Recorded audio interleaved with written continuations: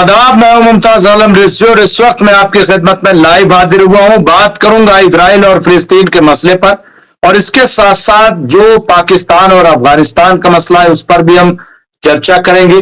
और इसके अलावा हम जो बातचीत करेंगे वो जो एक बड़ा मसला सीरिया का है उस पर भी हमारी बड़ी गहरी नजर है। तो ये तमाम जो आज के हालात हैं उन पर हम एक एक करके बातचीत करेंगे। हमारे साथ प्रोफेसर तेजावत जुड़ जाएंगे और इसके साथ हमारे साथ कुछ और खास मेहमान जो है वो जो ग्रुप कैप्टन है उत्तम कुमार देवनाथ जी, फदील अहमद, तो ये हमारे आज मेहमान जुड़ेंगे और हमारे साथी जो जुड़ गए हैं मैं उनका भी इस्तकबाल करता हूं। लेकिन ये एक बहुत बड़ा मसला है। आज हमने जो थंबनेल लगाया है, आप सोच रहे होंगे कि आखिर ऐसा थंबनेल क्यों कि दो मुस्लिम मुल्क आपस में, दो मुस्लिम ममालिक में जंग, ये मैंने थंबनेल लगाया और लिखा है कि शर्म इनको मगर नहीं आती।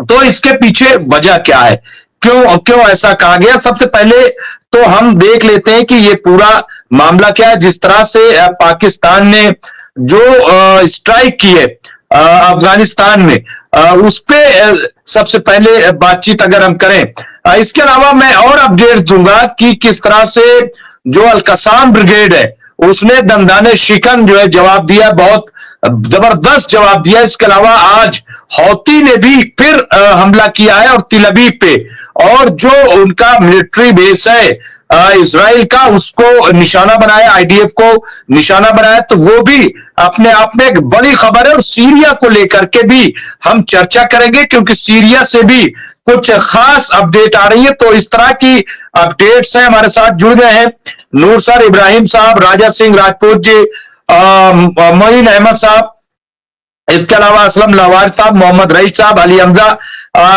ये लोग हमसे जुड़ गए हैं। आज कुछ लोग शायद थोड़ा से देर से जुड़े, लेकिन इसके अलावा बहुत सारे लोग हमसे जुड़ गए हैं। तो मैं सबसे पहले जो बातचीत करूंगा कि आखिर मामला क्या है, उस पर बातचीत जरूरी है। और ये आप देखें कि जो हेडिंग चल रही, मैं उस पर बात कर रहा हूं कि पाकिस्तान के एयर स्ट्राइक में अफगानिस्तान के 46 लोगों की मौत, मरने वालों में बच्चे और महिलाएं भी शामिल हैं। तो ये खबर चल रही है। और याद ये देखिए कि पाकिस्तान ने अपने पड़ोसी देश अफगानिस्तान में तालिबान के कई ठिकानों पर मंगलवार रात एयर स्ट्राइक की है। इस हमले में अब तक 46 लोगों के मारे जाने की खबर है। पाकिस्तान के इस हमले में अधिकांश बच्चे और महिलाएं शामिल हैं। इसकी जानकारी तालिबान सरकार के प्रवक्ता जबीउल्लाह मुजाहिद ने दी है। तो ये आप देखिए, यहां पाकिस्तान के अधिकारियों ने आधिकारिक तौर पर हवाई हमले की पुष्टि नहीं की है। सेना के करीबी सुरक्षा सूत्रों ने सुझाव दिया है कि हमला सीमा के पास तालिबान के ठिकानों को निशाना बनाकर किया गया था। अब यहाँ पे देखिए, जो एयर स्ट्राइक के बाद शुरुआत में मरने वालों की संख्या 15 थी, लेकिन अब तालिबानी सरकार के प्रवक्ता ने जो जानकारी दी है उसके मुताबिक 46 लोगों के इस हमले में मौत हुई है। हमले में मुख्यतः बच्चे और महिलाएं शामिल हैं। वो मारे गए। माना जा रहा है कि अभी मौत का आंकड़ा और बढ़ सकता है।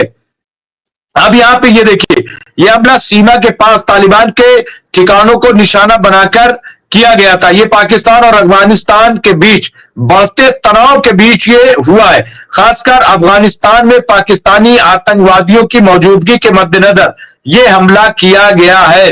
ये देख, खासकर अफगानिस्तान में पाकिस्तानी आतंकवादियों की मौजूदगी के मद्देनजर ये हमला किया गया है। पाकिस्तान ने अफगान तालिबान पर टीटीपी आतंकवादियों को पनाह देने का आरोप लगाया है। तालिबान जोर देकर कहता है कि वो समूह के साथ सहयोग नहीं कर रहा है। और मैं ये खबर इसलिए पढ़ रहा हूं जिसपे मैं चर्चा करना चाहता हूं। अभी हमारे साथ जो मेहमान जुड़ जाएंगे, एयर स्ट्राइक में जिन पर हमला हुआ है वे वजीरिस्तान शरणार्थी नागरिक हैं जो पाकिस्तान के कबायली इलाकों में सैन्य अभियानों के कारण विस्थापित हुए थे। हालांकि पाकिस्तान का कहना है कि कई टीटीपी कमांडर और लड़ाके अफगानिस्तान भाग गए, जहां कथित तौर पर सीमावर्ती प्रांतों में अफगान तालिबान द्वारा उनकी सुरक्षा की जा रही है। अफगानिस्तान में टीटीपी आतंकवादियों की मौजूदगी कारण पाकिस्तान और अफगान तालिबान के बीच कुछ समय से तनाव बढ़ रहा है। अब ये आप देखिए, ये जो हमला हुआ है अब इसमें बच्चे और औरतें मारी गई हैं, ऐसा यहाँ पे कहा जा रहा है। तो सवाल यह है कि अगर आतंकवादी हैं तो क्या दोनों मुल्क बैठ करके इस पे बात नहीं कर सकते? क्या इस पे चर्चा नहीं हो सकती? क्या बच्चों को मारना, क्या औरतों को मारना ठीक है? ये आतंकवादी मारे जाए, आतंकवादी का नामो निशान मिटे, आतंकवाद किसी भी तरीके से काबिल कबूल नहीं है। लेकिन पाकिस्तान आतंकवाद के खिलाफ बात कर रहा है, जो खुद पाकिस्तान आतंकवादियों को पालता है, पोसता है, आतंकवादियों के सहारे अपनी रोजी रोटी तलाश करता है, वो ये बात कर रहा है। और तालिबान भी जो बच्चों की बात कर रहा है कि मारे गए, ये सवाल ये है कि आप भी जरा अपने गरेबान में देखिए, ये क्यों ऐसी सूरत बनती जा रही है?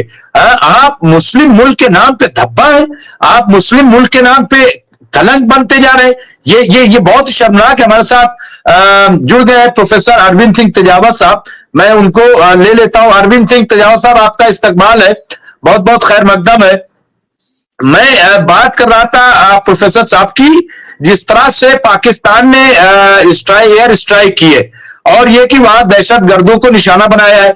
अब तालिबान कह रहा है कि वहां बच्चों को हमने बच्चे मारे गए, औरतें मारी गई हैं। ये ठीक है। सवाल ये है कि आतंकवाद के खिलाफ अगर मुहिम है तेजाब साहब, तो तालिबान हो या पाकिस्तान हो, देखिए ये दोनों की रोजी रोटी मैं अगर कहूं तो इन्हीं के सहारे चलती है। लेकिन अगर वाकई ये ईमानदार है कि आतंकवाद खत्म होना चाहिए, तो फिर इन्हें बैठ करके एक स्ट्रेटेजी बनानी चाहिए। एयर स्ट्राइक से क्या आपको लग रहा है कि आतंकवाद खत्म होगा? तजावत साहब, मैं अभी पाकिस्तान और अफगानिस्तान के उसमें कॉन्टेक्स्ट में, और फिर मैं जाऊंगा थोड़ी सी बस बात करूंगा, क्योंकि हमारा टॉपिक तो देखिए वही है। लेकिन फिर भी मैंने जो आज थंबनेल लगाया है प्रोफेसर साहब, तजावत साहब, वो ये कि आखिर ये मुस्लिम जो मुल्क है ये क्या कर रहे हैं, क्या हो रहा है यहाँ पे? जी मुमताज साहब, पहले हमें यह समझना होगा कि आतंकवाद क्या है। आतंकवाद मतलब जो आतंक फैलाए।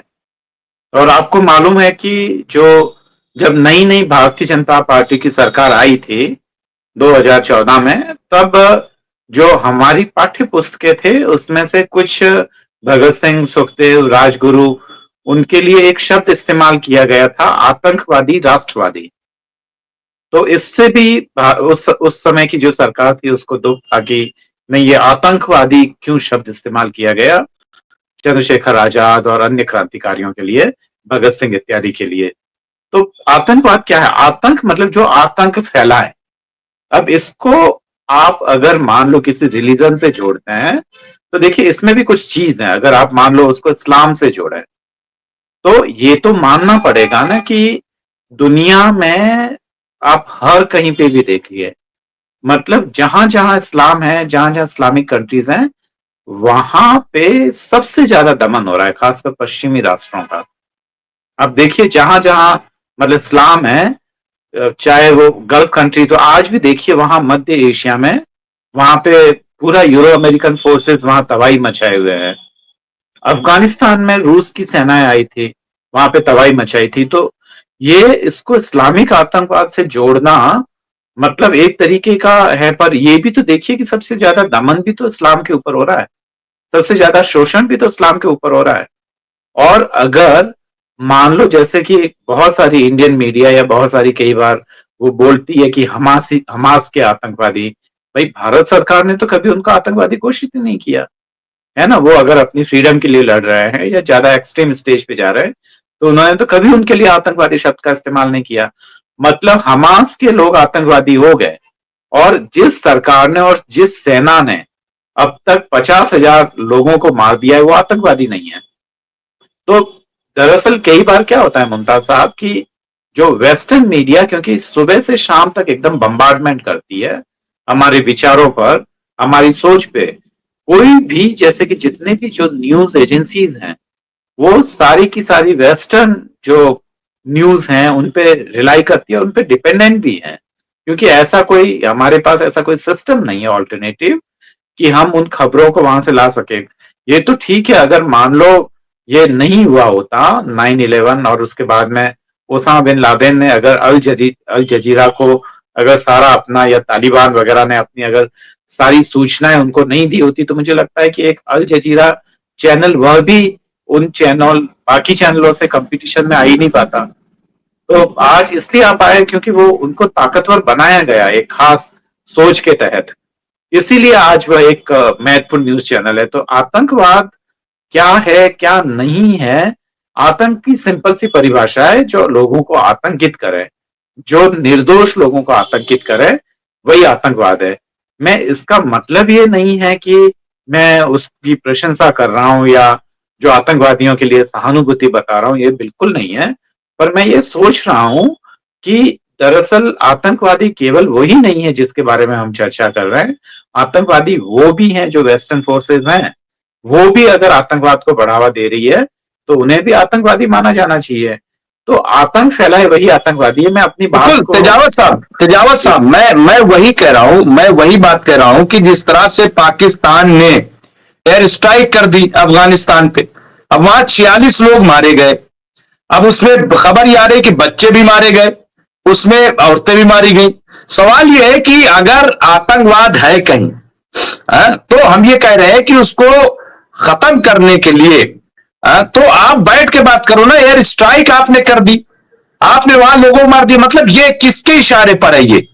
ये जो पाकिस्तान ने हरकत की है, ये क्या माना जाए? क्या वाकई मतलब ये क्यों इसने एयर स्ट्राइक की?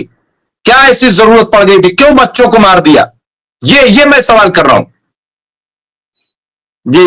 एक है ना, ये जो कमजोर सरकारें होती है वो ऐसा ही करती है जैसा कि पाकिस्तान ने किया है एयर स्ट्राइक करके, ताकि एक तो वहां की आवाम का ध्यान भटकाया जा सके, है ना, और ये बताया जा सके कि देखिए हम कितने ताकतवर हैं, हम एयर स्ट्राइक भी कर सकते हैं। तो यह दरअसल कमजोरी की निशानी है, ये कोई बहुत ताकत की निशानी नहीं है। और एयर स्ट्राइक के बाद में भी मारे कौन गए? बच्चे, औरतें मारी गई। तो ये तो किसी भी तरीके से जायज नहीं कहा जा सकता है मुमताज साहब।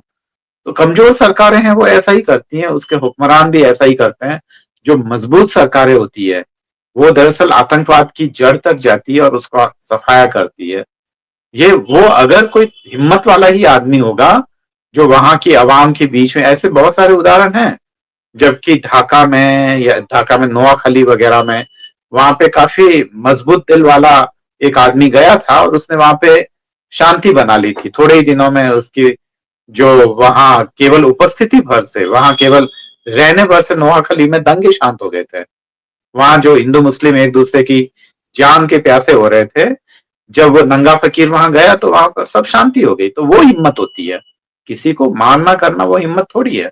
और राइट्स में भी क्या होते थे, जो खासकर आज ही मुझे पता है कि दिल्ली में जो घर दबाए गए हैं, लाहौर में जो घर दबाए गए हैं, और उधर हरियाणा में मैं जहां रहता हूँ वहां जहां मुस्लिमों के घर थे, तो वो सब कमजोर दिल के लोग थे जिन्होंने उन लोगों को भगाया, मारा, किया और बाद में उनकी प्रॉपर्टी पे पूरा कब्जा जमा लिया।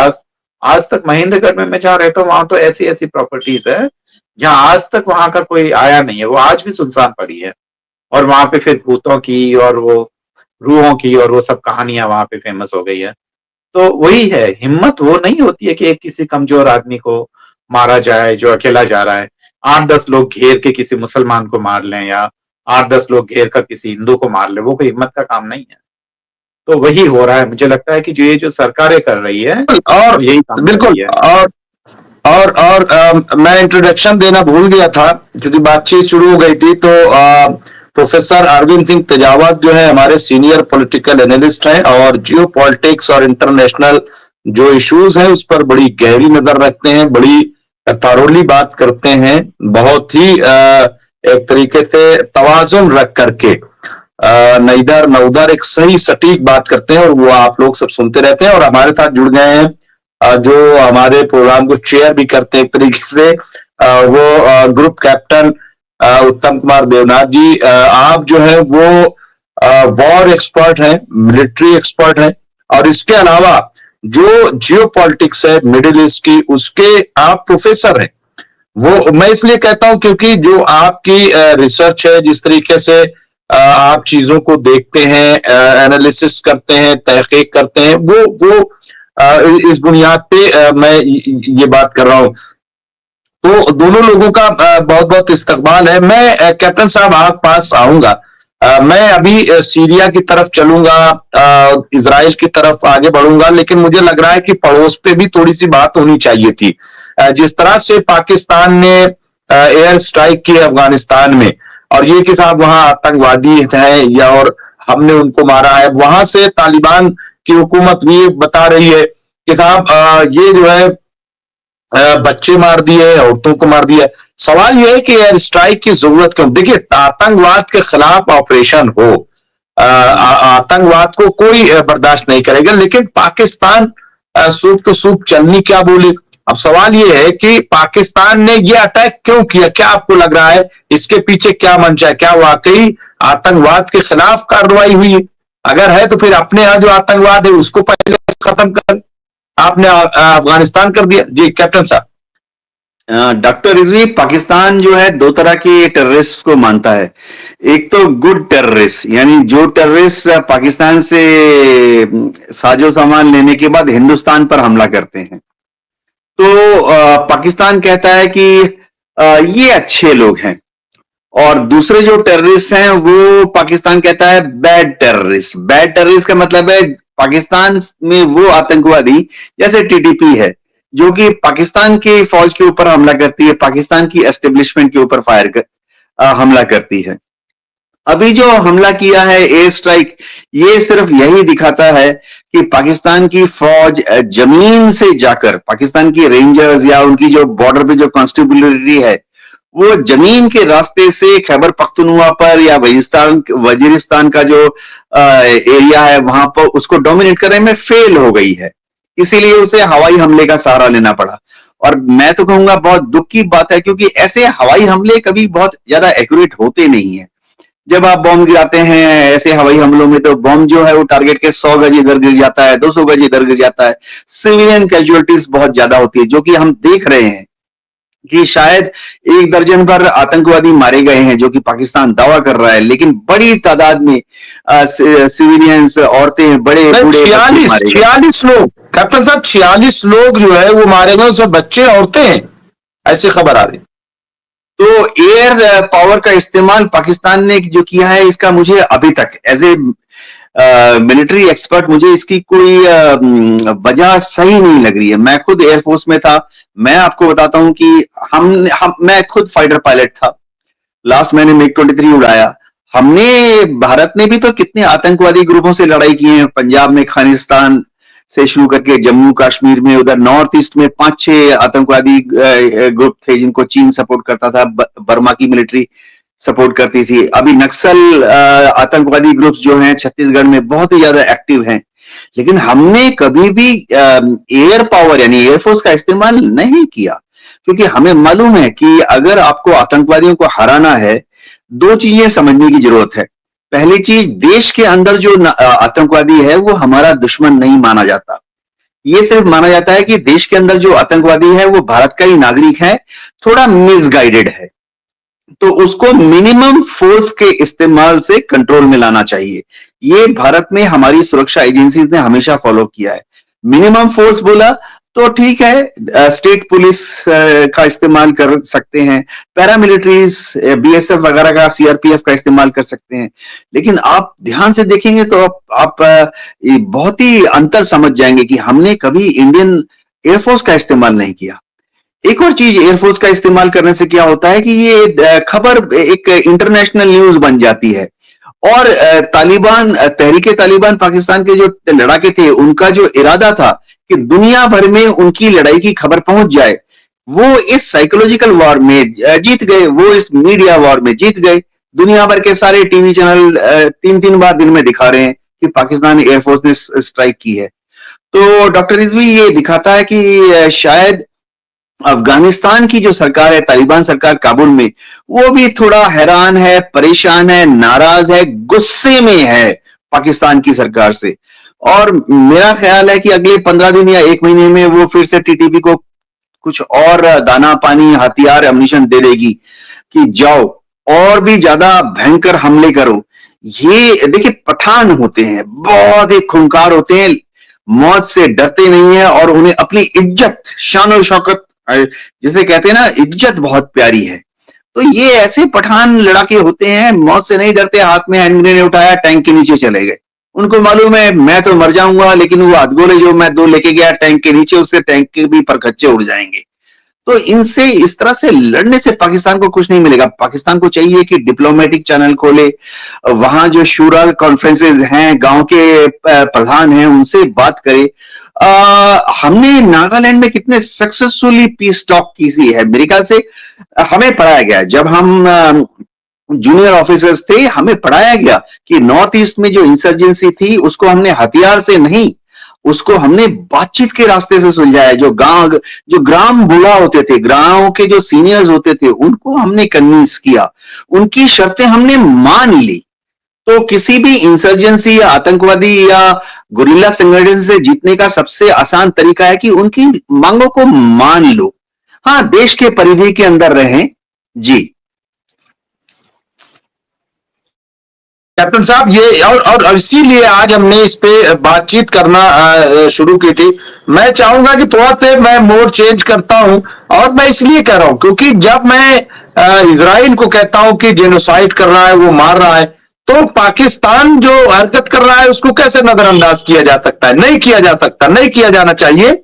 और इसीलिए मैंने उसको कनेक्ट करने के लिए मैं अपडेट चाहूंगा कैप्टन साहब थोड़ा से, कि क्या अपडेट्स अगर कुछ हो तो वो थोड़ा से दे दीजिए, और उसके बाद फिर मैं गुफ्तगू करूंगा। जी कैप्टन साहब, अनम्यूट कर लें। दमिश्क में जो सरकार बनी है एसटीएस से लेड, वो बहुत कोशिश कर रहे हैं कि सीरिया में जितने रेबल ग्रुप्स हैं, करीबन 30 से ज्यादा रेबल ग्रुप्स हैं, उनको अपने कंट्रोल में ले आए, अपने मातहत ले आए हैं। उन्होंने एक मिनिस्ट्री ऑफ डिफेंस बनाई है। अब पता नहीं ये आतंकवादी संगठन है क्या मिनिस्ट्री ऑफ डिफेंस बनाएंगे, क्योंकि उनके यहाँ पे कोई भी मिनिस्ट्री ऑफ डिफेंस होता है उसमें ज्यादातर जो होते हैं वो सिविलियन एडमिनिस्ट्रेटर्स होते हैं। वो तो सब डर के मारे छोड़ छाड़ के भाग गए। तो अब जो भी हो, इन एसटीएस के लड़ाकों ने, जोलानी साहब ने कुछ मिनिस्ट्री ऑफ डिफेंस बनाई है और कोशिश कर रहे हैं कि इन सब आतंकवादी ग्रुपों को उसके नीचे लाएं। मुझे शक है कि वह इसमें सक्सेसफुल होंगे। दूसरी डेवलपमेंट आज यही है कि इजराइल ने फिर से इंडिकेशन दी है कि अगर हमास उनकी कुछ छोटे छोटे शर्तों को मान जाए तो वो बहुत जल्दी सीजफायर करने के लिए तैयार हैं। हमास क्या उनके इन छोटी छोटी इजराइल की छोटी छोटी शर्तों को मानेगा? क्योंकि हमास इजराइल की इन छोटी छोटी शर्तों को बड़ी बड़ी शर्तें मान रहा है। जी डॉक्टर रिजवी। बिल्कुल बिल्कुल, ये सही कह रहे हैं प्रोफेसर तेजावत। मैं आप पास इस अपडेट के साथ आऊंगा। आज एक और खबर जो जारी की है खासतौर से गजा और फिलिस्तीनी हुकूमत ने, उसमें बताया है कि अब तक 14,000-15,000 के करीब बच्चे सिर्फ मारे गए हैं, उनका कत्ल किया गया है। तो और दुनिया खामोश तमाशाई बनी हुई है, दुनिया बोल नहीं रही है। तजावत साहब, मैं अभी 46 में से कुछ बच्चे मारे गए, मैं अभी बात कर रहा था, जो यहाँ 14,500-15,000 बच्चे, मतलब कैसे देखते तजावत साहब? मैं इस पे चर्चा करूंगा कि क्या आपको लगता है कि इस तरह से कहीं और ये उस दौर में हो रहा है कि जब हम कह रहे हैं कि हम बड़ी तरक्की कर रहे हैं? ये कौन सी तरक्की है, कौन सा डेवलपमेंट है, कौन सी सोच है कि इस तरह से बच्चों को मारा जा रहा है गजा में? रिजवी साहब, बच्चों का तो कोई लेना देना ही नहीं है। दरअसल जो बच्चे अभी पैदा हुए हैं उन्हें तो बेचारों को ये भी नहीं पता है कि ये क्या है, फिर ये कहाँ से आए, इजराइल के ज्यूज कहाँ से आए, है ना, ये देश क्या होती है, नेशनलिटी क्या होती है, उन्हें तो कुछ पता ही नहीं है। वो उनका फ्यूचर अभी बाकी है, उनका पूरा भविष्य आगे पड़ा है, और आप उन मासूम बच्चों को ही मार रहे हैं। तो मुझे लगता है कि इससे ज्यादा मतलब जाहिलपन और क्या होगा, इससे ज्यादा जाहिल कुछ हो ही नहीं सकता है। वो जाहिल लोग हैं ये जो सब कुछ कर रहे हैं।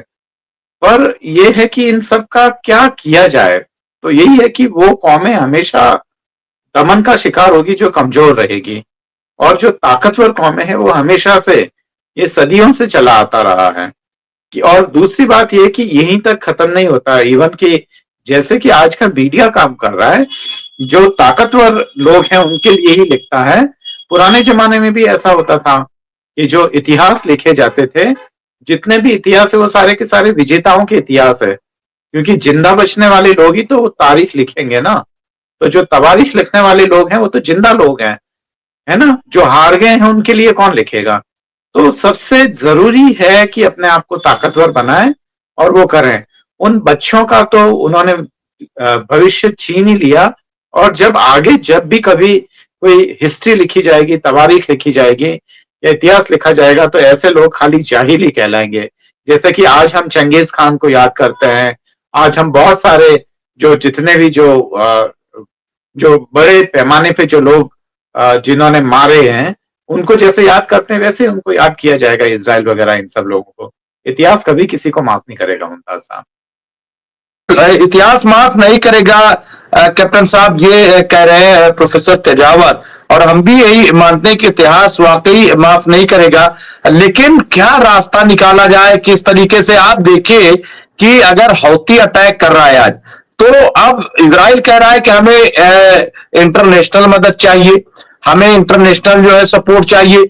अमेरिका भी खड़ा हो जाता है, साहब आप जो है सिर्फ वहां जख्मी हुए हैं, यहाँ जो मार रहे, मतलब ये क्या पैमाना क्या है, क्या मतलब दुनिया में क्या इसका मतलब कोई चीज बची नहीं।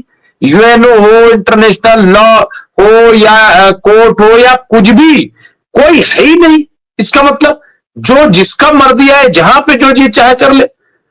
प्रोफेसर तेजावत आपके साथ अगर थोड़ी सी वो है तो, चूंकि आपसे बात हुई थी, जब आप जाना चाहेंगे तो कोई ऐसी वो मसला नहीं है, आपने शिरकत कर ली है तो हमें बता दीजिएगा। मैं बिल्कुल, बस थोड़ी ही देर में मैं आपसे रुखसत लूंगा जी। हाँ बस ठीक है, ठीक है जी। कैप्टन साहब। डॉक्टर रिजवी, अब ये जंग तो लंबी चल पड़ी है, जैसे आपने बोला बड़ी तादाद में बच्चे मारे गए हैं, बहुत दुख की बात है।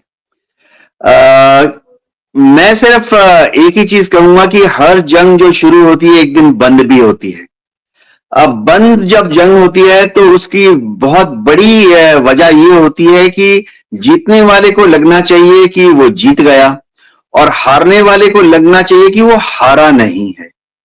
तो यानी दोनों पक्ष का जो ऐसे लगे कि उनकी जो इज्जत है वो बच गई है, उनके जो इमोशंस थे, उनका जो मकसद था वो उनको मिल गया है। तो अभी सबसे पहले हमास का मकसद क्या है? हमास चाहता है कि उसको एक आजाद फिलिस्तीन चाहिए, ये हमास चाहता है। अगर हमास को एक आजाद फिलिस्तीन चाहिए तो वो कैसे एक आजाद फिलिस्तीन बना सकता है? ये थोड़ा हमास के जो फिलोसफर्स हैं, मैं हमास के लड़ाकों की बात नहीं कर रहा, हमास के मिलिट्री कमांडर्स की नहीं बात कर रहा, मैं हमास के जो प्योर फिलोसफर्स हैं, दार्शनिक हैं हमास में, उनकी तरफ मेरा ये इशारा है कि उनको समझना पड़ेगा कि अगर आजाद फिलिस्तीन बनाना उनका लॉन्ग टर्म ऑब्जेक्टिव है, ये हथियार के बल पर कभी नहीं कर पाएंगे, कभी नहीं कर पाएंगे।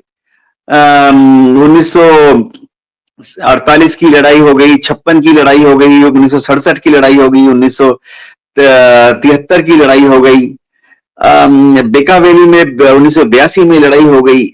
हथियार के बल पर कोई भी फिलिस्तीन की, देखिए पीएलओ ने कोशिश की, अल फतह, फतह, अब हमास, हथियार के बल पर ये एक आजाद फिलिस्तीन नहीं बना पाएंगे। अगर ये आजाद फिलिस्तीन बनाना चाहते हैं तो सिर्फ बातचीत करके ही होगा, क्योंकि तब सारी यूरोपियन जो कंट्रीज हैं वो इनकी मदद करेंगी, अमेरिका भी इनकी मदद करेगी।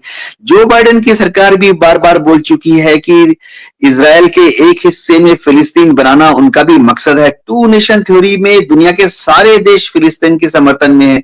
भारत सरकार ने एक बार नहीं, दो बार नहीं, दर्जनों बार बयान दिया है कि भारत सरकार भी टू नेशन थ्योरी को मानती है। तो यह समझ के अब हमास को बातचीत करने के लिए तैयार होना पड़ेगा। मेरे ख्याल से अगर वो बातचीत करेंगे तो उनको 2 साल, 5 साल, 10 साल में एक आजाद फिलिस्तीन मिल जाएगा।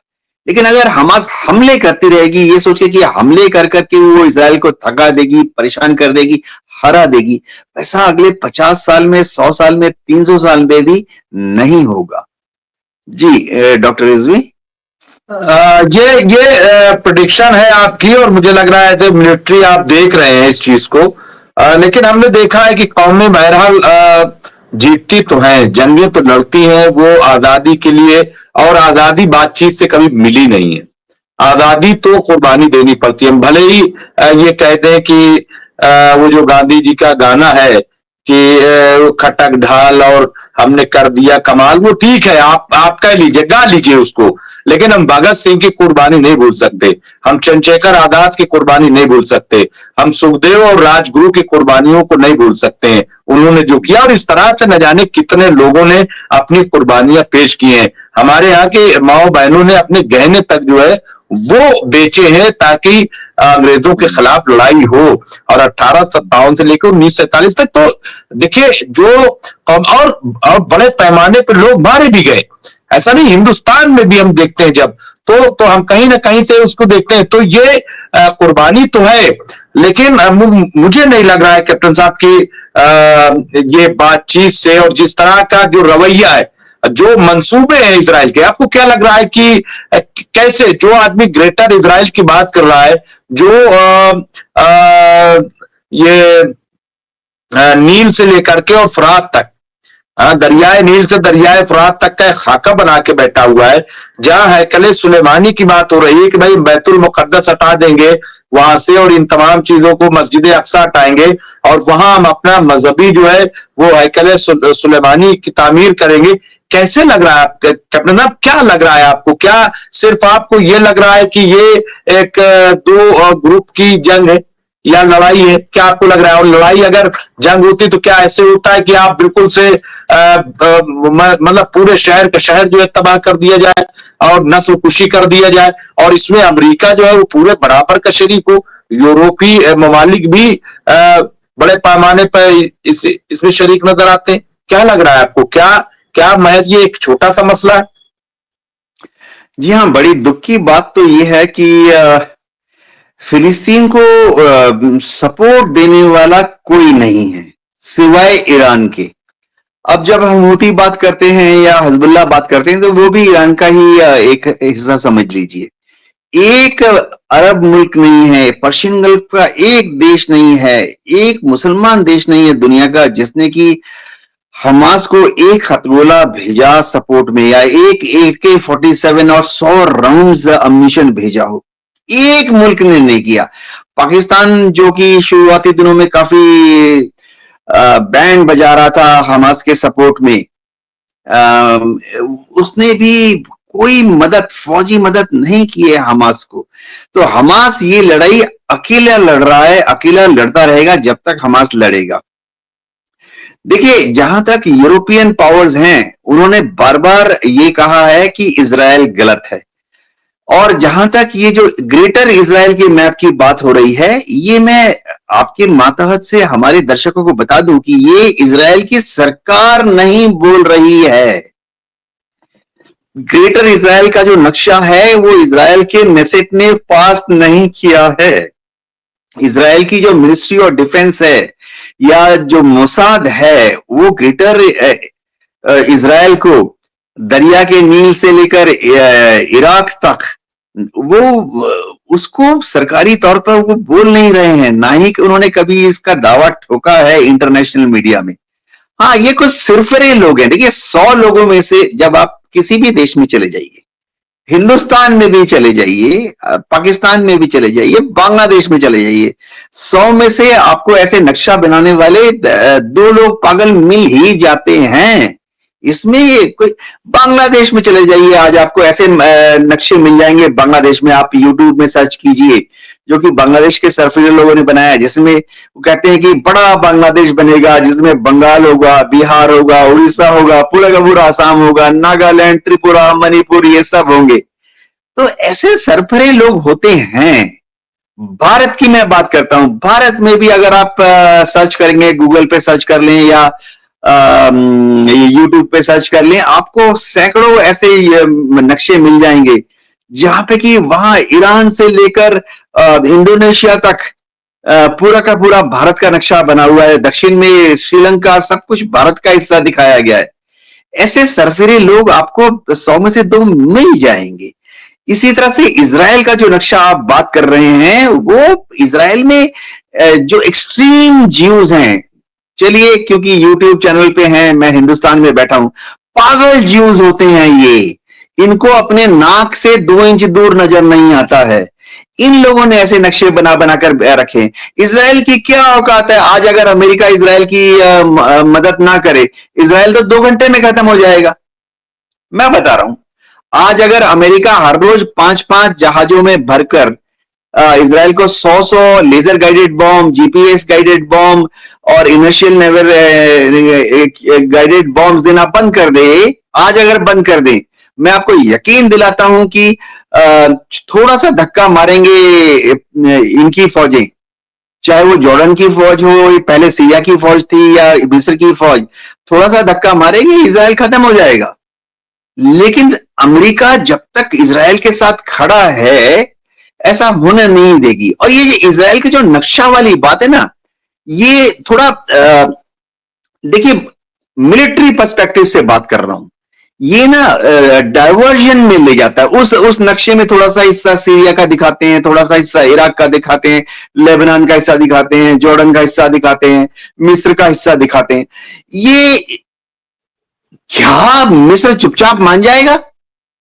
आज अगर दरियाए नील की बात छोड़ दीजिए, आज अगर सिनाई डिजर्ट में 1 किलोमीटर भी जमीन ले लेगा इजराइल मिस्र की सिनाई में, तो मिस्र तो इजराइल का तुरंत सबसे बड़ा दुश्मन बन जाएगा। हो सकता है कि 1967 में जैसा हमला किया मिस्र ने, करेंगे क्या? 1973 में नहीं, दुश्मन बन जाएंगे तो करेंगे क्या? इस सीरिया पे आप देखिए, गोलान हाइट से आगे तक चले गए ये। इसके अलावा जॉर्डन अभी आ जाएगा। उसके बाद भाई अभी अंसारुल्लाह लाहौती ने बाकायदा, कैप्टन साहब, अपना खिताब किया था 4 दिन पहले, और उन्होंने बाकायदा अरबों को ललकारा और उन्होंने कहा कि तुम क्या ये इंतजार में हो कि ये इजराइल जो है वो खाना काबा और मदीना मुनव्वरा तक आकर के कब्जा कर ले? क्या जब ये कब्जा वहां हो जाएगा तब तुम खड़े होगे? और क्या तुम फिर उस वक्त इस लायक रहोगे कि कुछ बोल सको?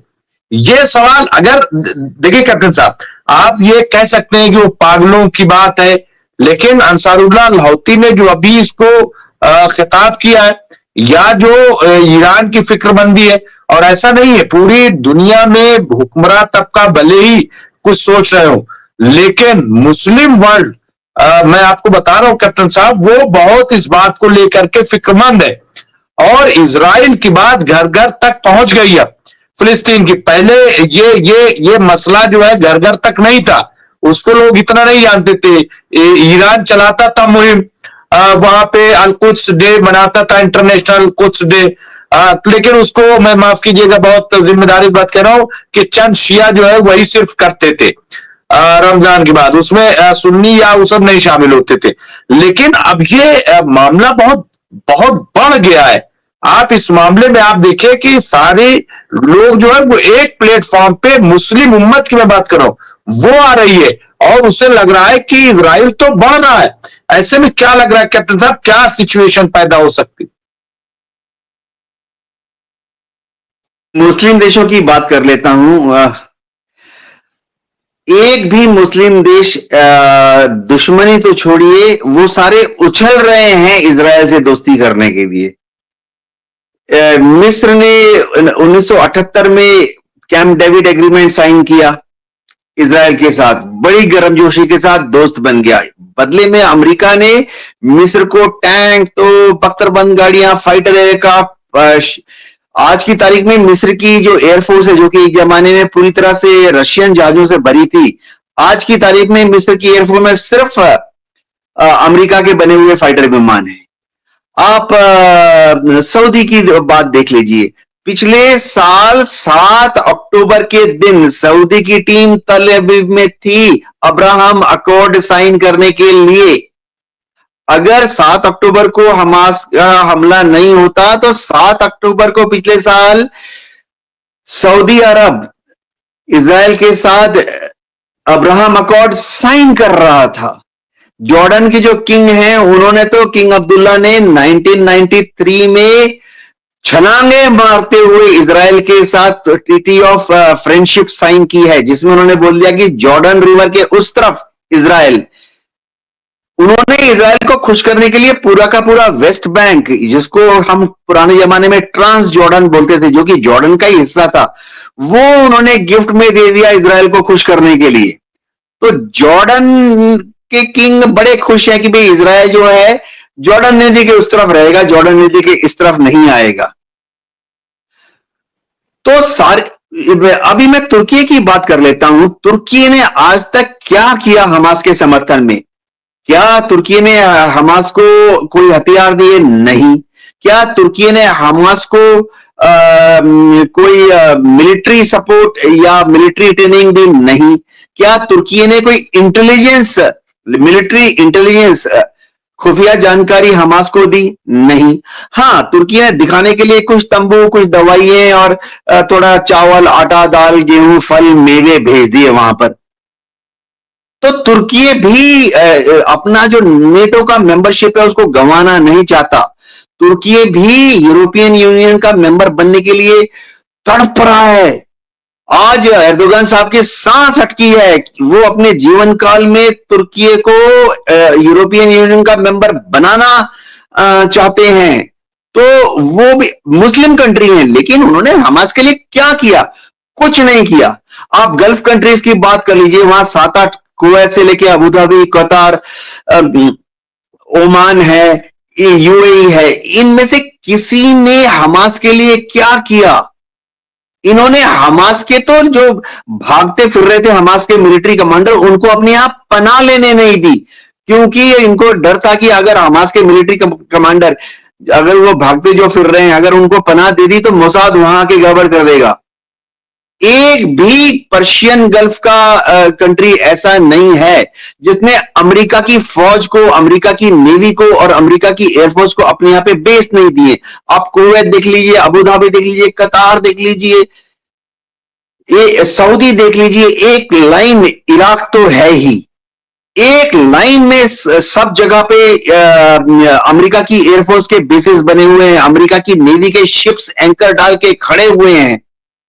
तो मुस्लिम देश, अच्छा बाकी जो मुस्लिम देश है वो कहते हैं हम तो बहुत दूर है, इंडोनेशिया, मलेशिया हजारों किलोमीटर दूर हैं। वो थोड़ा डिप्लोमेटिक स्टेटमेंट साल में एक बार दे देते हैं कि हाँ हम फिलिस्तीन के सपोर्ट में खड़े हैं। इंडोनेशिया, मलेशिया को क्या फर्क पड़ता है वहां पर हजारों किलोमीटर दूर क्या हो रहा है? पाकिस्तान की बात हम कर लेते हैं। पाकिस्तान तो अपने अंदरूनी पचड़े में इतना फंसा हुआ है, शहबाज शरीफ और हमारे इमरान खान वो आपस में इतने ज्यादा उलझे हुए हैं कि उनको फिलिस्तीन के लोगों के बारे में सोचने के लिए 5 मिनट का समय नहीं है। तो हमास अपनी लड़ाई अकेले लड़ रहा है। हाँ, थोड़ी बहुत शाबाशी ईरान से मिल जाती है। जी डॉक्टर रिजवी। ये आपकी एक बहुत बड़ी बात है कि तमाम जो मुस्लिम मुल्क है, और इसीलिए बार बार सवाल उठता रहा है कि ऐसा क्यों हो रहा है, क्यों क्यों उसकी मदद नहीं हो पा रही और मदद नहीं हो रही है। लेकिन बहरहाल जो जो लड़ रहे हैं, आज भी हमने देखा, और मैं अभी कुछ खबरें और आ रही थी, मैं उस पे सोच रहा था कि बात करूं, खास तौर से जो जो चर्चा हो रही है कि हाँ, मैं अभी देख रहा था कि सीरिया के हालात जो है कैप्टन साहब बड़े खराब हो रहे हैं। 3 जजों को शायद मारा गया है, उनको गोली मार दी गई है, ऐसी खबर है। और इसके अलावा जो लोग प्रोटेस्ट कर रहे थे पीसफुली, उन पर भी गोलीबारी चलाई गई है। क्या लग रहा है आपको कि वहां पे, और तुर्की ने भी कहा है कि या तो सरेंडर करो या तो मारे जाओ, इस तरह की खबरें जो है, और ये उन्होंने कुर्दिशों के बारे में ये बात कही है। तो क्या लग रहा है यहाँ पे ये बयान आया है कि हथियार डाले या दफन होने तैयार रहे। तुर्की के राष्ट्रपति एर्दोगान ने अमेरिका समर्थित कुर्दों को दी खुली धमकी। नहीं, मैं सीरिया के बारे में कि क्या तस्वीर क्या बन रही है, वहां पे हो क्या रहा है कैप्टन साहब? क्या वहां पे आपस में अब ये इन्होंने अपना रंग दिखाना, मुझे नहीं पता। जो आपने मिलिट्री वाली बात कही थी, मैंने ये खबर दी थी 3 दिन पहले कि वो कहा है साहब इसमें हम तमाम जो ग्रुप्स हैं उनको हम सब मिलिट्री उसमें फोर्स में शामिल कर लेंगे। किस तरह से करेंगे, क्या है, इनको कौन गाइड कर रहा है, कौन, और ऐसे में कैसे सीरिया में हुकूमत बनेगी? क्या क्या हो क्या रहा है? इजराइल अलग अपने खेल में लगा हुआ है, अमेरिका अलग खेल में लगा हुआ है, तुर्की अलग खेल में लगा हुआ है।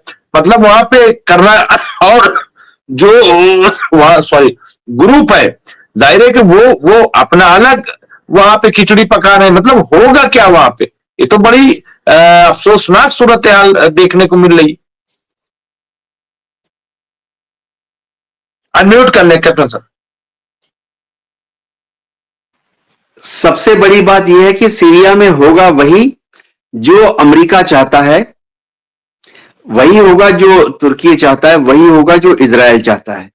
अमेरिका का स्ट्रेटेजिक ऑब्जेक्टिव जो है वो उसने हासिल कर लिया है। अमेरिका पिछले 70 साल से 80 साल से एक ख्वाब देख रहा था कि आखिरी बचा हुआ देश वहां पर सीरिया, वो रूस की गोद से निकल के आके अमेरिका की गोद में बैठ जाएगा। ये हो गया है। अब तक वहां आसपास, अगर सीरिया के आसपास आप जितने देश देखें, सब अमेरिका के दोस्त हैं। कुछ अमेरिका के चलो इस्तेमाल कर ही लेता हूं शब्द का, पिछलग्गू हैं। सीरिया के उत्तर में आप देख लीजिए तुर्की है, वो अमेरिका का दोस्त है। सीरिया के दक्षिण में आप देख लीजिए जॉर्डन है, वो अमेरिका के दोस्त है। सीरिया के इस तरफ आप देख लीजिए इराक है, वो अमेरिका के काबू में है। बगदाद में तो अमेरिका की समर्थन से ही सरकार खड़ी है। सीरिया के इस तरफ पश्चिम में देख लिए लेबनान है, लेबनान रूस के खेमे में नहीं है, अमेरिका की या पश्चिमी खेमे में हल्का फुल्का सा है। तो अमेरिका का जो एक सपना था द्वितीय विश्व युद्ध के बाद 80 साल से, कि एक दिन पूरा का पूरा मिडिल ईस्ट जहां जहां कच्चा तेल पैदा होता है वो अमेरिका के साथ ही फुटबॉल खेलेंगे और किसी के साथ क्रिकेट नहीं खेलेंगे, हो चुका है सच। हाँ, आप यमन को भूल जाइए, यमन छोटा खिलाड़ी है। ईरान एकमात्र देश बचा है जो कि अभी तक अमेरिका का दोस्त नहीं बना, या अमेरिका के पिछलग्गू शायद कभी नहीं बनेगा। लेकिन हाँ, अमेरिका कोशिश कर रहा है कि ईरान से दोस्ती कर ले। देखिए तुर्की क्या चाहता है, ये बहुत इंपॉर्टेंट चीज है। तुर्की अगर ये सोच रहा है कि वो सीरिया को तोड़ देगा और सीरिया के एक हिस्से को अपने में मिला देगा, ये अमेरिका नहीं होने देगा। अमेरिका ने तुर्की को बोल देना सावधान पीछे चल। हाँ, इतना जरूर होगा कि तुर्की का जो सबसे ज्यादा हमला होता रहता है कुर्दिस्तान की तरफ से, जो हमला होते हैं, कुर्द लड़ाके तुर्की में हमला करते रहते हैं, तुर्की उसको काबू में लाना चाहता है। अब हो क्या रहा है कि कुर्दिस्तान में 6 या 7 लड़ाके ग्रुप हैं। कैसे? एक लड़ाका ग्रुप है जो कि जिनका मकसद है कि वो ईरान पर हमला करें। अमेरिका बड़ा खुश होता है, अमेरिका कहता है ये गुड है। तो अमेरिका जो है इन लड़ाकों को, कुर्द लड़ाकों को हथियार दे देता है, ट्रेनिंग दे देता है, पैसा दे देता है कि जाके ईरान पर हमला करो। जब तक सद्दाम हुसैन थे इराक पर, तो एक कुर्दिस्तान के लड़ाका ग्रुप ऐसा था जो कि इराक पर हमला करता रहता था। क्यों? उनको इराक का एक हिस्सा तोड़कर कुर्दिस्तान बनाना था। अमेरिका कहता था ये भी बहुत बढ़िया है, ये लोग भी गुड हैं।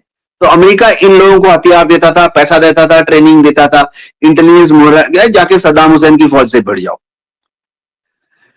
अब जब तक बशर अल असद थे, अमेरिका उनको पसंद नहीं करता था क्योंकि बशर अल असद रूस के खेमे में थे। तो एक कुर्द का लड़ाके, एक नहीं 2 या 3 कुर्दिस्तान के लड़ाके ग्रुप ऐसे थे जो कि सीरिया पर हमला करते थे। सीरिया बोला तो बशर अल असद की फौज पर हमला करते थे। तो अमेरिका कहता था ये लोग भी बहुत अच्छे हैं, गुड गुड गुड, ये लो हथियार लो, पैसे लो, जाके हमला करो बशर अल असद की सरकार पर। क्योंकि उसकी जो फौज थी, असद की फौज थी, उसमें सब रशियन इक्विपमेंट, सब कुछ रूसी था। दिक्कत क्या आ रही थी कि कुर्दिस्तान के कुछ लड़ाके दोस्तों पे भी हमला कर रहे थे। दोस्त बोला तो जैसे अब इराक तो अब अमेरिका के स्फीयर ऑफ इन्फ्लुएंस में आ गया। अब जो लड़ाके ग्रुप इराक पर हमला कर रहे हैं, अब अमेरिका बोला कि वो बैड है, गंदे बच्चे हैं, तो अमेरिका उनके ऊपर बमबारी करता है। अब इसका मतलब कैप्टन साहब की दुनिया में रूल और रेगुलेशन नहीं है। अमेरिका जिसको चाहेगा बैड होगा, जिसको चाहेगा गुड होगा, जिसको चाहेगा ये बैड टेररिस्ट होगा, जिसको चाहेगा गुड टेररिस्ट होगा। मतलब ये तो बड़ी धांधली है। ये तो मतलब जिसको अब वो अगर मोहम्मद को, जुलानी को अगर कह दे साहब अब वो टेररिस्ट नहीं है, तो वो टेररिस्ट नहीं है। फिर वो कह देगा नहीं कल के टेररिस्ट है तो टेररिस्ट। मतलब ये क्या है? इसको कैसे समझा जाए? मतलब टेररिस्ट का कोई भी तस्वुर नहीं है। यानी अमेरिका जिसको टेररिस्ट कहे वो टेररिस्ट है, जिसको कहे कि ये टेररिस्ट अब नहीं है तो टेररिस्ट नहीं है। डॉक्टर रिजवी देखिए, अमेरिका ऐसा मुल्क है वही करता है जो कि अमेरिका के हित में हो। अमेरिका अपने को बहुत बड़ी डेमोक्रेसी बताता है, दुनिया भर की प्रजातंत्र जनतंत्रों का लीडर बताने की कोशिश करता है, लेकिन अमेरिका को जहां जहां ऐसे डिक्टेटर मिले जो कि अमेरिका के साथ पींगे भरने के लिए तैयार हो गए, अमेरिका ने उन डिक्टेटर्स को पाला पोसा। इसमें कोई शक नहीं है, हम सब दर्जनों उदाहरण दे सकते हैं। और तो और ऐसे कुछ कम्युनिस्ट कंट्री भी निकले जिन्होंने अमेरिका के साथ दोस्ती कर ली और अमेरिका ने उनको पाला पोसा है। मैं क्लासिक एग्जांपल देता हूं, वियतनाम। वियतनाम को अमेरिका कम्युनिस्ट कंट्री मानता था। वियतनाम ने बहुत लड़ाई लड़ी अमेरिका के विरुद्ध, क्योंकि उनकी अपनी वैल्यूज थी वियतनाम की। लेकिन आप देखिए आज की तारीख में क्या हो रहा है। वियतनाम का जो व्यापार है चीन के साथ हो रहा है 54 बराबर। वियतनाम का आज की तारीख में व्यापार रूस के साथ हो रहा है 10 पैसे के बराबर। और वियतनाम का व्यापार अमेरिका के साथ हो रहा है 75 पैसे के बराबर। वियतनाम में जितनी इन्वेस्टमेंट हो रही है बाहरी मुल्कों की, 0 इन्वेस्टमेंट रूस कर रहा है। चीनी इन्वेस्टमेंट थोड़ा बहुत है, लेकिन भर भर के जबरदस्त इन्वेस्टमेंट वियतनाम में कौन कर रहा है? American capitalist. तो अमेरिका को मालूम है कि कम्युनिस्ट देश है, दोस्ती कर लो, क्योंकि अब हमारे साथ पींगे बनने के लिए तैयार है। अमेरिका को मालूम है ठीक है, फलाना फलाना डिक्टेटर हुआ तो क्या हुआ, कहीं पे कर्नल, कहीं पे ब्रिगेडियर, कहीं पे जनरल या डिक्टेटर है तो क्या हुआ, लेकिन वो अमेरिका के साथ फुटबॉल कबड्डी खेलने के लिए तैयार है। बड़ा अच्छा है, बहुत अच्छा है। तो अमेरिका डेमोक्रेटिक लीडर होने का दावा करता है, लेकिन है प्रैग्मेटिव। अब हिंदी में इसका मतलब होता है यथार्थवादी, और उर्दू में इसका शब्द होता है, चलिए मैं बताता हूं कि वही करो जो फिलहाल उस समय, उस घंटे, उस मिनट, उस सेकंड आपके लिए अच्छा है। जरूरत पड़ने पर अमेरिका सांप को भी दूध पिलाता है, ये हमने देख लिया है। क्यों? वो सांप जो है अमेरिका के दुश्मन को डसने का एक बहाना बन जाता है। तो अमेरिका की ये उनकी तो ऐसा कुछ नहीं है कि हम तो यथार्थवादी कहते इब्नुल वक्त। एग्जैक्टली। तो अमेरिका जो है वही करता है जो उसको आज की तारीख में फायदा हो। जी बिल्कुल। हमारे साथ फजील साहब भी जुड़ गए। फजील साहब थोड़ा कहीं मसरूफ थे। मैं इस्तकबाल करता हूं, सीनियर पॉलिटिकल एनालिस्ट है, बड़ी अच्छे तरीके से जियो पॉलिटिक्स पर बात करते हैं मुनफरिद अंदाज में। जैसा उन्होंने कहा कि मैं कभी भी जो गोदी मीडिया है, जो वेस्टर्न मीडिया, उस पर नहीं भरोसा करता, बल्कि चीजों को और कैसे हम देख सकते हैं और उसको परखने की कोशिश करते हैं। क्या लग रहा है फजील साहब, जो सूरत हाल है आज फिर गजा से एक रिपोर्ट जारी हुई जिसमें 14,500-15,000 बच्चे मारे गए।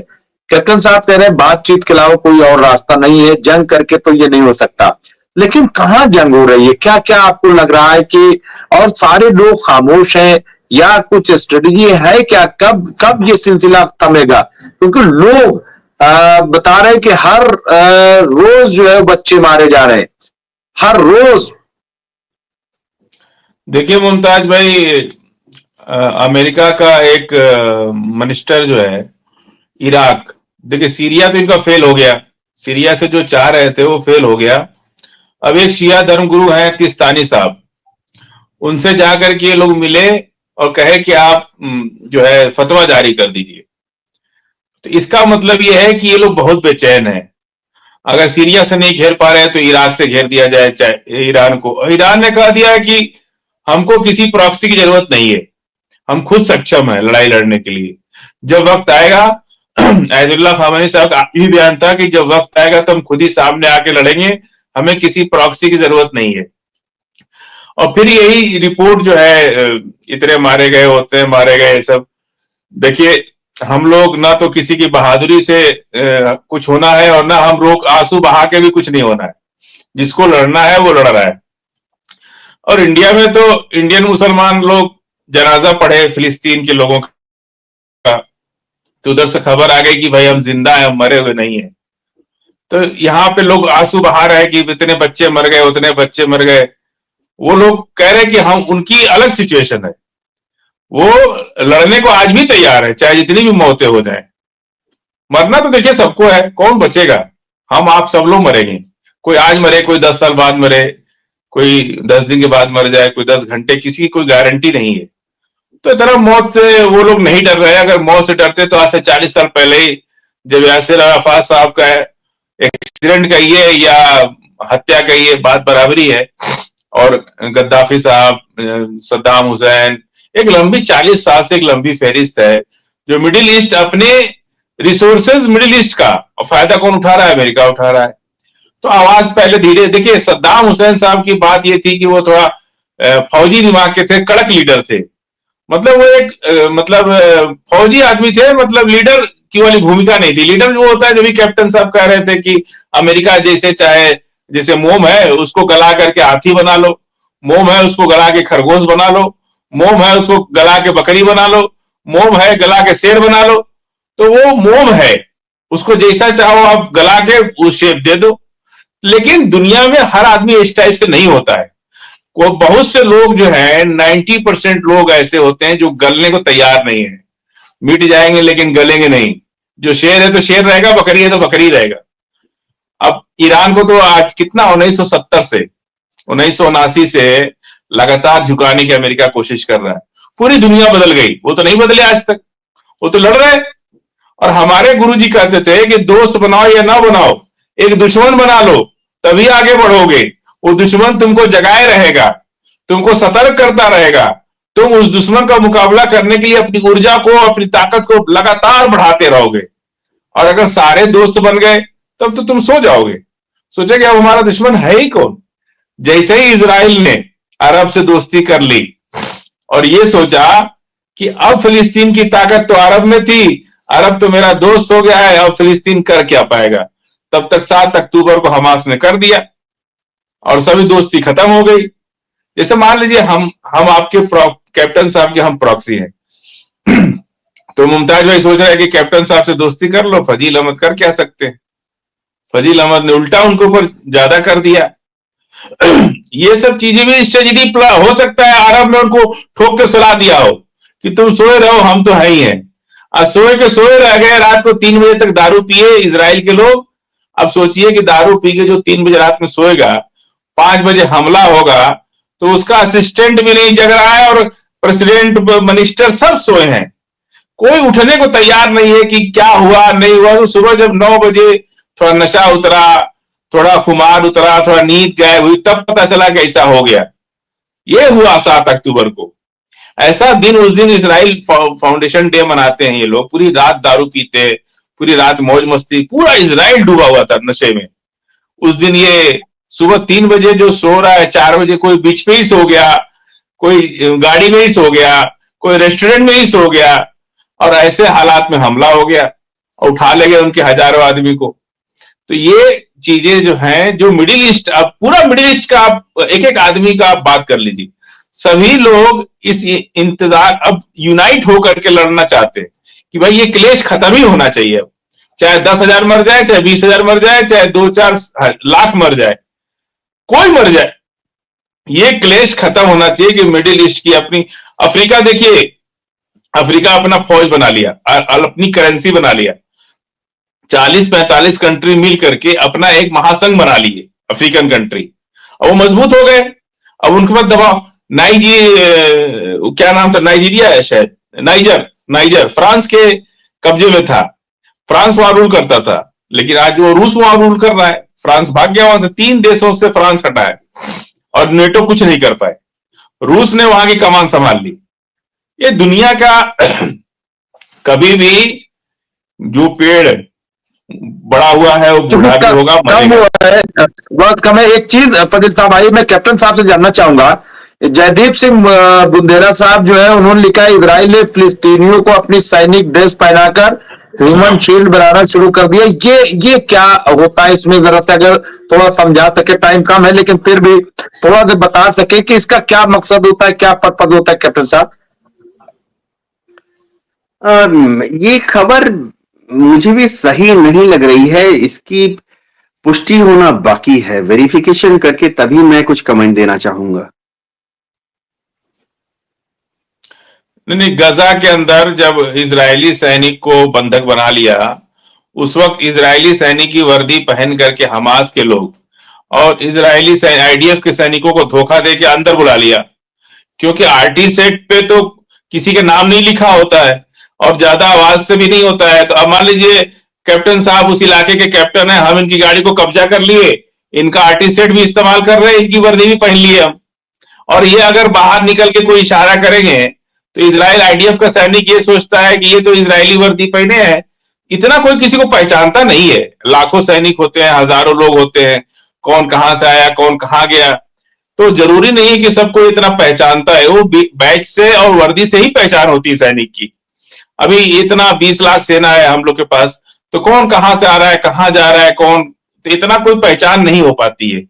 तो इसका फायदा हमास ने उठाया, और मैं आपसे कह रहा हूं ना, हजारों सैनिक हमास के बंदी हैं आईडीएफ के, उनकी वर्दी लेकर के और हमास के सैनिक वर्दी पहन करके और पूरा उनका आरटी सेट यूज करके आईडीएफ के सैनिक को अंदर बुला यहाँ लिया। फजील साहब, यहाँ खबर उल्टी है। यहाँ खबर यह है कि इजराइल ने फिलिस्तीनियों को अपनी सैनिक ड्रेस पहनाकर ह्यूमन शील्ड बनाना शुरू कर दिया है।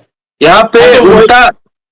नहीं नहीं, मैं वही कह रहा हूं, जो ये लोग जो जो चाल ये चले, अब वही काम इजराइल कर रहा है। मैं समझ रहा हूं आपकी बात। मैं ये कह रहा हूं कि जब हमास में गजा के अंदर जब घुसे तो उनके साथ यही हुआ और अब इजराइल भी, इजराइल का अपना अब कुछ है नहीं, दिमाग काम नहीं कर रहा उन लोग का।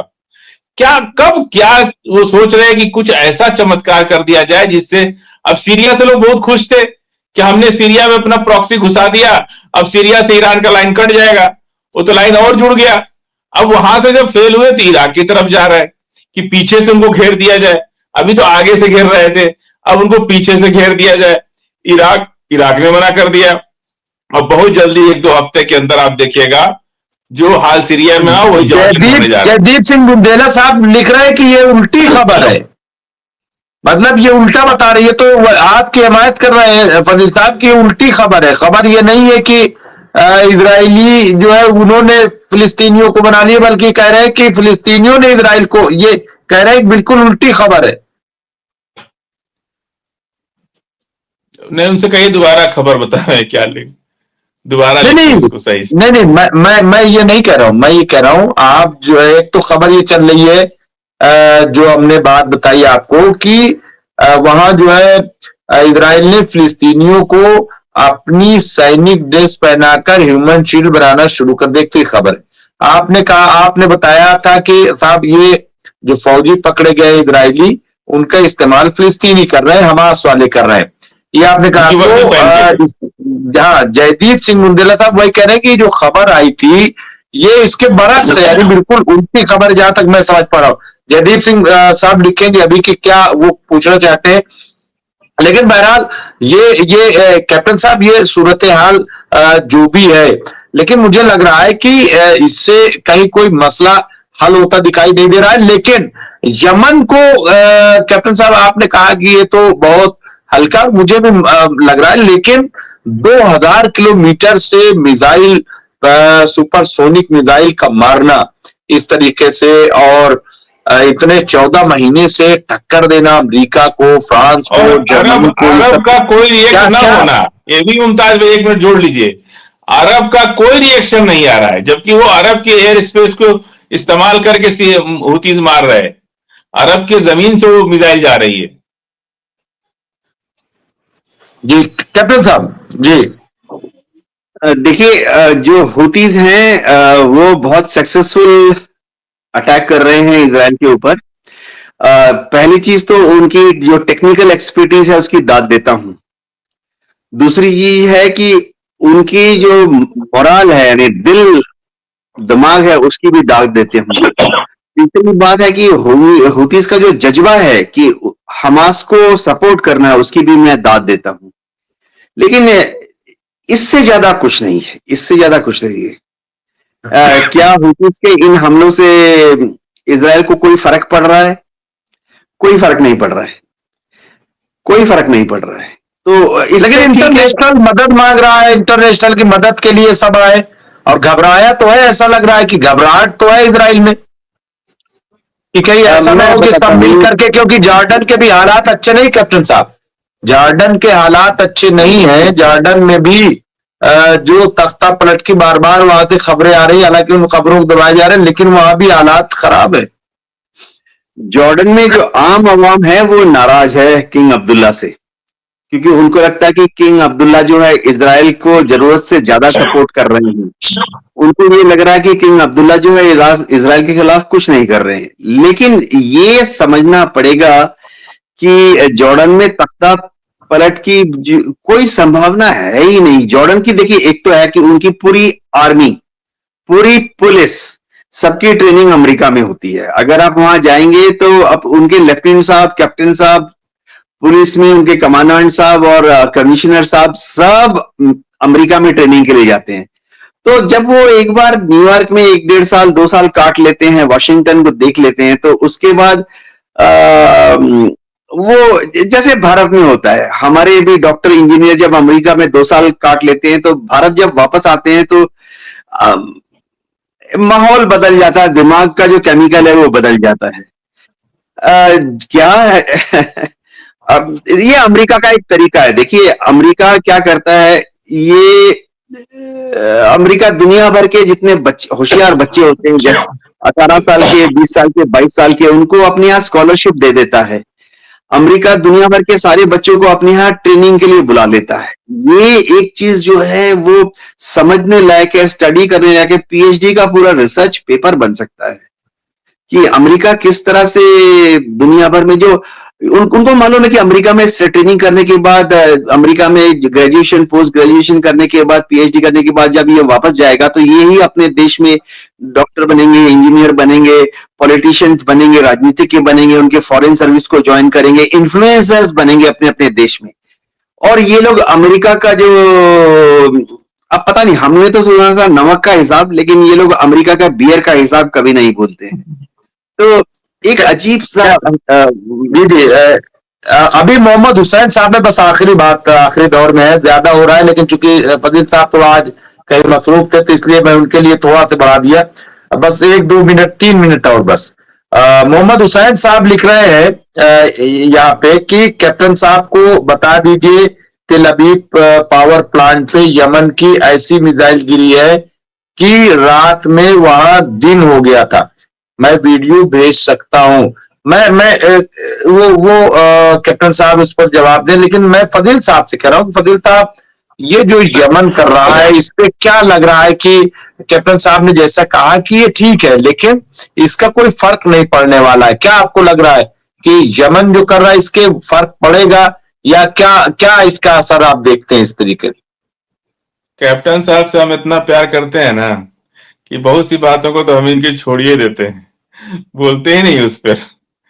कैप्टन साहब फर्क बहुत पड़ रहा है इजराइल के दूसरे रिसोर्सेज से। आप एक ह्यूमन साइकोलॉजी, आप किसी भी लीडर के अंदर जब वो प्रेस कॉन्फ्रेंस आज से 2 महीना पहले, 2 साल पहले, 1.5 साल पहले करते थे और आज कर रहे हैं नेतन्याहू, तो दोनों का बॉडी लैंग्वेज देखिए कितना फर्क पड़ा। उनके बॉडी लैंग्वेज पे बहुत फर्क पड़ गया। आज से 2 साल पहले का निकालिए वीडियो उनका प्रेस कॉन्फ्रेंस का, और अभी रिसेंटली 3 महीने के अंदर का निकालिए, बहुत ज्यादा फर्क पड़ गया है। नेतन्याहू कैसे दुनिया को सामने खड़े हो रहे हैं, ये उनके दिल से पूछिए इस वक्त, कि दुनिया के सामने खड़े होकर कैसे वो अपना दुख बयान कर रहे हैं। और दुख बयान करना भी नहीं आ रहा है उनको कि कैसे दुख बयान, क्योंकि अकड़ बहुत है ना, अकड़ बहुत है। पहले का जो रस्सी जल जाए बल नहीं जाता, वो हाल है इजराइल का। इजराइल इस बात से नहीं है कि हुती मिसाइल मार रहा है, इजराइल इस बात से चिंतित है कि कहीं जॉर्डन से कुछ खतरा हो गया, सीरिया से हो गया, हिजबुल्ला से हो गया, हुती से हो गया, हमास से हो गया, तब हम क्या करेंगे।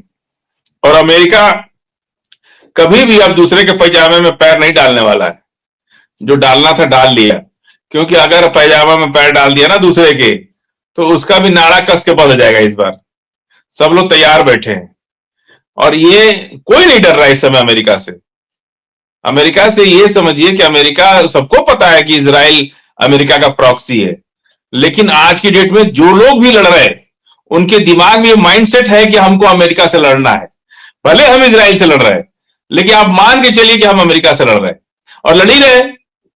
और ये क्यों ये ताकत मिली है, इस बात को समझिए। एक रूस और चाइना, इन दोनों की ताकत से एक मौके का फायदा ये मिडिल ईस्ट सोच रहा है कि हम अपनी आजादी कर लें। इसमें ये लड़ाई आजादी के, पूरे मिडिल ईस्ट की आजादी की लड़ाई है।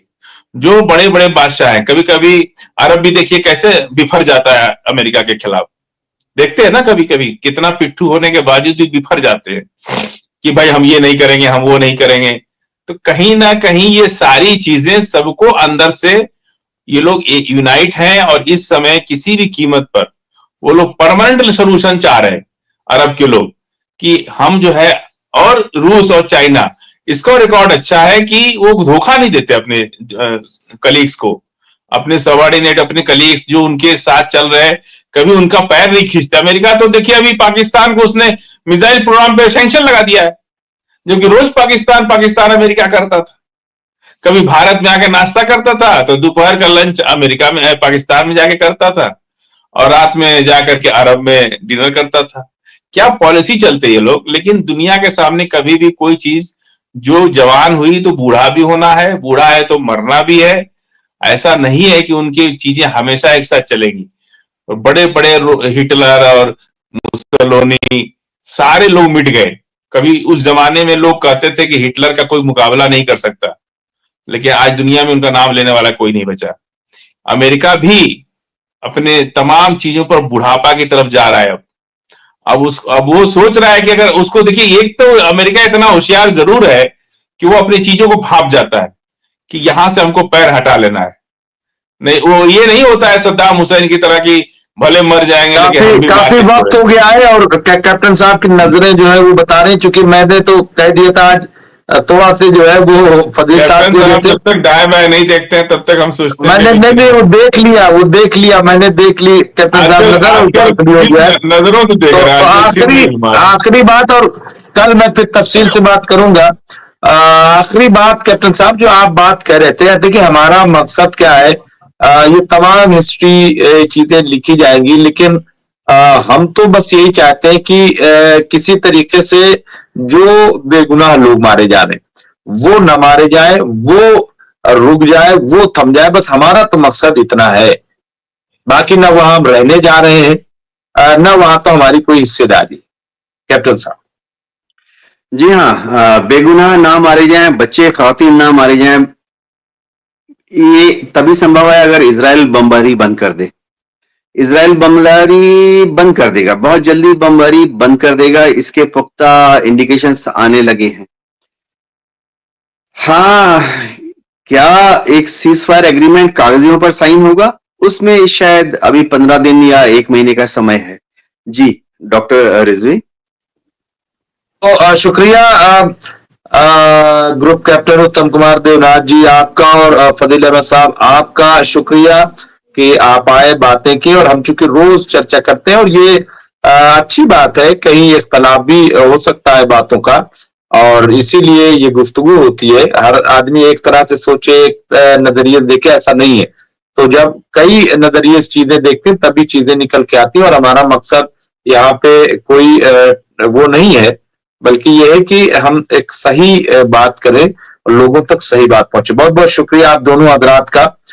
तो दोनों हजरात का बहुत बहुत शुक्रिया, और तमाम लोग जो हमसे जुड़े हुए थे, अनिल शर्मा जी आपका शुक्रिया, जयदीप सिंह बुंदेला साहब आपका शुक्रिया, मोहम्मद हुसैन साहब आपका बहुत बहुत शुक्रिया, राजा सिंह राजपूत जी आपका, तो तमाम लोगों का जो हमसे, गुड्डू सलमानी साहब आपका, ये सब का जो हमसे जुड़े हुए मुसलसल बातचीत करते हैं, सवाल करते हैं, बहुत सारे सवाल अरमान यूसुफ साहब, असलम लावारिस साहब, आपका बहुत बहुत शुक्रिया। आप जिस तरह से सताइश भी करते हैं, हौसला अफजाई भी करते हैं, तो मैं आपका भी शुक्रिया। और तमाम और लोग जो बशीर अहमद, बाबा खान साहब वो जुड़े हुए थे, तो उनका भी शुक्रिया। और बहुत सारे गुड्डू सलमानी साहब हैं, तो बहुत सारे लोग और हमसे जुड़े हुए थे। मैं सबका शुक्रिया अदा करता हूं और इंशाल्लाह फिर हम बात करेंगे कल, देखेंगे कि क्या इश्यूज हैं। बहुत बहुत शुक्रिया।